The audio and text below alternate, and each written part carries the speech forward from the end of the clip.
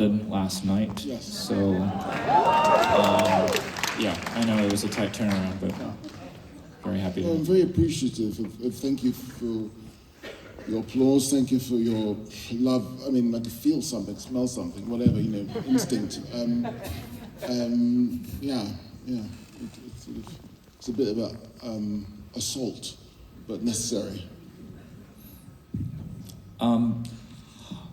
There's some continuity, some points of contact with your recent work. I think you could, think of this film having some relation with Occupied City, also with Small Axe. I'm wondering how long you've been thinking about making a film about the Blitz. Well, quite a while. It started. I think it started really. Growing up in London, you're surrounded by the Blitz, and unbeknownst to you. I mean, playing in adventure playgrounds, sort of run by these hippies where. It's very dangerous. Tires over, so there's this ridiculous sort of areas, but it was a bombed-out area. We didn't know that. Going back home from the adventure playground to these terrace houses, and it being interrupted by a 50s building, and it continuing. Okay, that 50s building was where an explosion obviously fell. So it was surrounding us all the time. And then in 2003, I was in Iraq. I was the war artist. Mm-hmm. There's a thing called the war artist in Britain. It's a crime being more ridiculous but true. I was one of them. And I was out there in theatre, as they call it. And in my part of the world, war hasn't occurred for quite a while. So most of the time, how we get our information about war is through the media. So there was I on the ground with the troops, the British troops in Iraq. And it was really weird. It's the first time I've actually felt a certain sense of nationalism in a way. Accents from all over the country, having this sort of really sort of bond. And the perversity of it was that I was having this sort of bond through war. War gave me this bond. And at that point I thought, what, it'd be interesting to look at what happened in 1940 during the Blitz and doing some research on Small Axe. Fast forward, I came across this image of a boy, a black child, standing on a railway station, waiting to be sort of taken away, evacuated, very large suitcase and an overcoat and a cap, and I thought, who are you? And I want to know more about you. To come back to the Iraq project when you were the official war artist, was that the Stamps project? Yeah, it was a Stamps project. What it was I did this thing where it was a situation when I was in Iraq. What was interesting for me was the actual individual troops and not numbers. Not often when you come back home, it's just the numbers. And of course, I was with these guys, whatever, and I thought about. But basically, I like the idea of letters, of war letters. What I wanted to do is actually get into the bloodstream of the country, And I thought, okay, if I put their image on a stamp. Because at that time, the only time a portrait could be on a stamp in the UK is if you're a member of the royal family or if you're dead. And I thought, okay, the best person to sort of be on the stamp is someone who fought for Queen and country. And that would be one of the troops. Anyway, fast forward, I could go to the minister and the Imperial War Museum. They were very supportive, but the sort of Ministry of Defense were not supportive at all. They didn't want it. They said to me at one point, why don't you do landscapes? I thought, well, the troops fight in landscapes. Moving on, I got in contact with the next of kin of the soldiers that died. They were very supportive, and as about 93% of them sort of responded with the portraits of their loved ones. And I did a facsimile of the stamps because the Royal Mail didn't want to do it. And it sits right now in the Imperial War Museum in permanent collection. But there was early day motion in Parliament. But the whole idea of you sort of coming down to your front door, picking up your mail, and being confronted by an image of this person who apparently died for you and country, for you and Queen and country, I thought that could be very sort of poignant in the way of avoiding the media, getting to you directly through just a one-on-one sort of how can I say, engagement. That was all. I'm speaking very quickly because we only got 20 minutes, so sorry. Machine gunning answers. Appreciate that, thank you. No pun intended, excuse me. The photograph you mentioned that you discovered while researching Small Axe, did you ever figure out who the boy was? Unfortunately not, but who knows, hopefully the process of this, we will, yes. It was a black boy who was being evacuated at the time. Yeah. Listen, at the time, there was quite a few black children who were evacuated too, as well as other people. And it was just that small kid, his coat was too large, his suitcase was too big, and that cap, and he's so sweet. And I want to know, where are you going? And again, you don't forget, these kids, there's 800,000 children that were evacuated. 800,000, from like 4 to, upwards, whatever. And their parents didn't know where they were going, they didn't know when they were coming back. Brothers and sisters and family members were separated. It was heavy. You couldn't imagine doing that now, ever. You mentioned Small Axe, and I think the final film in the Small Axe series, Education, is also is about a child. It's told from the perspective of a child, and yeah. I'm curious to hear you. I know the photograph was the inspiration, but can you say a little bit more about the decision to make a film about war that is told through the perspective, the experience of a child? Well, I just wanted to get to a situation where we could... I was interested in what happened before we compromised, what happened before we turned a blind eye, what happened before we pretended not to listen. As a child, it's good or bad, right and wrong, and that's it. So I just like the idea of refocusing our gaze, the audience's gaze, onto war in a way where we can actually have a bit of sanity rather than all the sort of complications we put in front of us. I wanted right and wrong, I wanted good or bad, and that was it. I wanted to confront the sort of situation of what it really is. I mean, killing anyone is not a good idea in any shape, form, or way. And just wanted to get back to that, that's all. I just wanted to sort of, how do we get here, And often from a child's eyes, one can, understand that. Can you say a bit about the research that went into Blitz? I mean, I know I must imagine there was a ton, but... No, there was a lot, just because I just wanted to sort of find... I worked with a historian called Joshua Levine, who wrote a book called The Secret History of the Blitz, of course, and I went back to the Imperial War Museum because I made a lot of friends there, and a lot of researchers, just to sort of get the idea of the landscape. It's so easy. It wasn't at all difficult. It's kind of interesting to sort of, someone like Mickey Davies, the guy who ran the shelters, the small gentleman. I mean, he should be sort of national hero. No one knows who that guy is. Maybe some historians. I mean, it's kind of interesting. Again, it's so interesting to sort of dig, not even shallow mining, and find out the environment of London was, as Joshua says, centre of London was very cosmopolitan. It wasn't unusual. There was a huge Chinese community. There was black. There were like, there's a place in London. There's the third area called Seven Dials. There were 3 black clubs. It was, but you never see this depicted in movies at all, do you? I mean, it's kind of interesting. It's like, again, for me, it was just like sort of, cowboys and Indians and finding out Native Americans aren't the bad guys, I mean, also, I dare anyone to make a movie about the Blitz or London at war and do it any other way. I dare you. In fact, I double dare you. The truth is the truth is the truth. I'd love to hear you talk about your actors. As we said earlier, sadly, they're not here. Yes. They were supposed to be here. I think it's coming tomorrow, guys, so... Well, not here. It's not here, but it's coming tomorrow. No, he was very excited to be here. I know. We heard he just landed, so couldn't make it. No, but he's an amazing gentleman.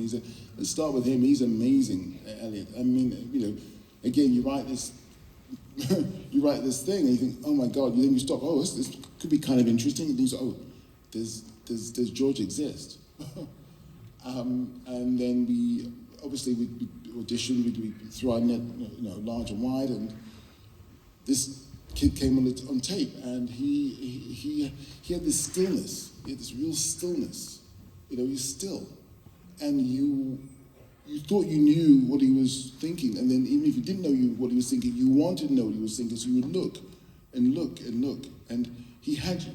He had you. He's like a solid movie star. There's a poise. There's something that you want to engage with. It's beautiful, absolutely gorgeous. And then of course Saoirse, which is Saoirse. She's extraordinary. But what's interesting with Saoirse is that you can't take it for granted that people are going to do something special. But there was a trust, and I very much appreciated that. But what was interesting about Saoirse, of course, she started at 9 years old herself. George started our film at 8 and became 9. And I think she just took him under her wing immediately. And from that, it was that care was reciprocated by Elliott to Saoirse. And there was a real bond, there was a real love there was a real connection. So what you see is real. I didn't have to do too much at all, other than action. It's in focus, let's rock, let's go. Because they loved being with each other, and also with Paul Weller. Paul was, I asked him, I just thought if you could write a song, you could perform a song, you can act. Maybe that's a bit simple. This is his first role, right? First role. And I spoke to him and he said, nah, I can't do that. I said, Paul, I think you give it a go. So we had a conversation. I helped him an acting coach, and then we worked, and it was wonderful because you had a 66-year-old guy, you had a 29-year-old woman, and a 9-year-old boy, and they loved being together. They loved playing together. They loved their company, And it wasn't about hierarchy, It was none of that. It was just loving to play. And Paul, no cliche, he likes to jam as a musician, has to play, and it was just gorgeous. It was really wonderful to see. It was like, oh, can't that be my family? And one of them, you said Saoirse does many things in the film, and one of them is sing. Yeah, that was the thing. I didn't know she could sing. So that was all cool, blimey. She's like, you can't sing. Well, I'm not too sure, but anyway, she obviously hadn't. She said she could hold a tune. She said to me. And then she worked with a singing coach, and I was like praying, of course. And then the singing coach rang me and says, "My George, she's got it."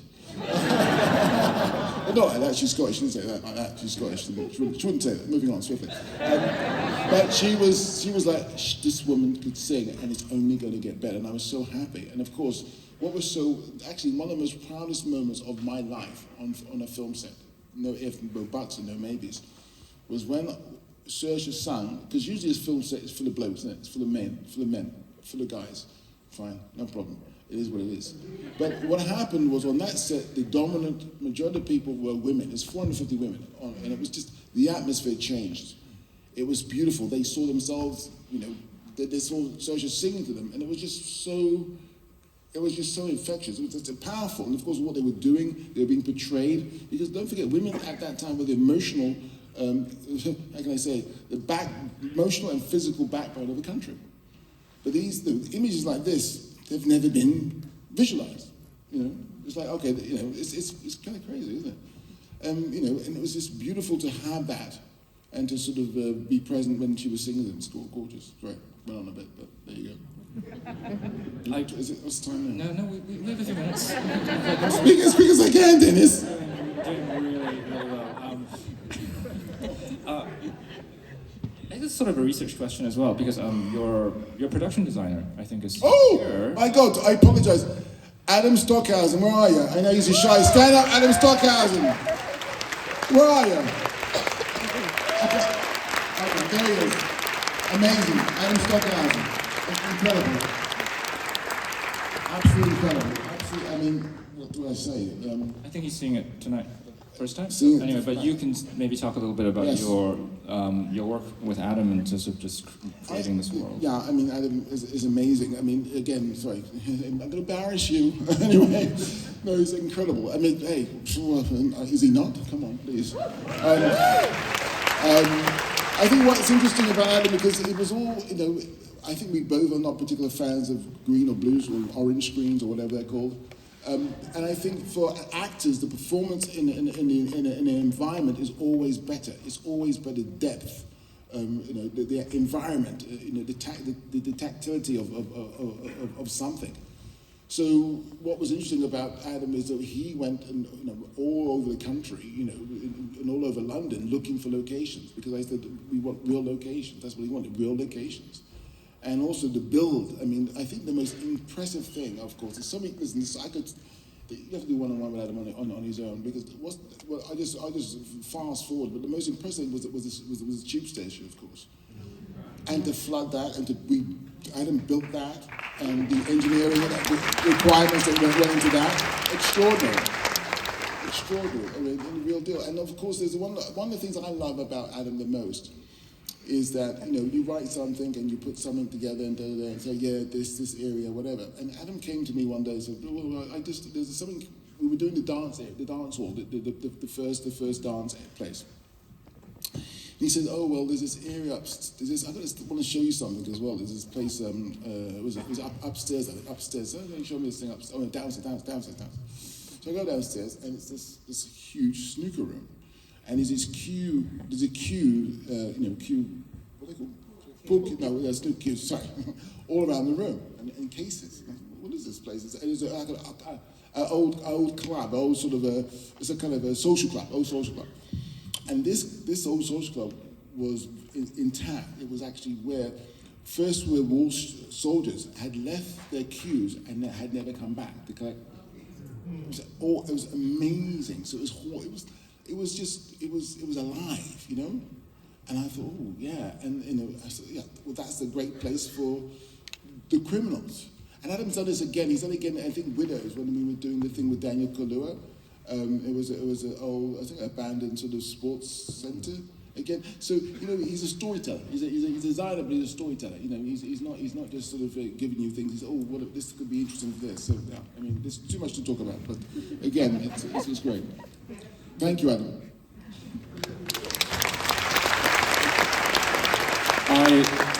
I looked it up after watching the film, and that's a real event. That's something that actually happened, the flooding of the... A real event that happened, and it was actually a 9-year-old boy who actually saved people's lives. Now, unfortunately, the gentleman just died. He died 8 years ago, the gentleman. I met his daughter, yeah. Wow. Yeah. I mean, look, everything in this picture that you see is Ife, for example, that was a real guy. Ite Epion, who was a Nigerian law student who became an airway warden. That speech that's in the film, that was true. He said that in the airway shelter when people were trying to divide the airway shelter. It's amazing. You know, again, you know, it's not about just ticking boxes. Who's interested? It's about telling stories. And I think right now, what's so important, you know, what's so urgent, I feel so useful. I mean, you often hopefully you're useful as an artist, but right now I can't be more grateful that this film exists. Just refocus our eyes as adults and get back to a place where we get our marbles back, because, you know, we've gone insane. No, it's just crazy. I mean, you know. I think that's a great note to end on. Thanks for giving us our closing night film, and thank you for being here.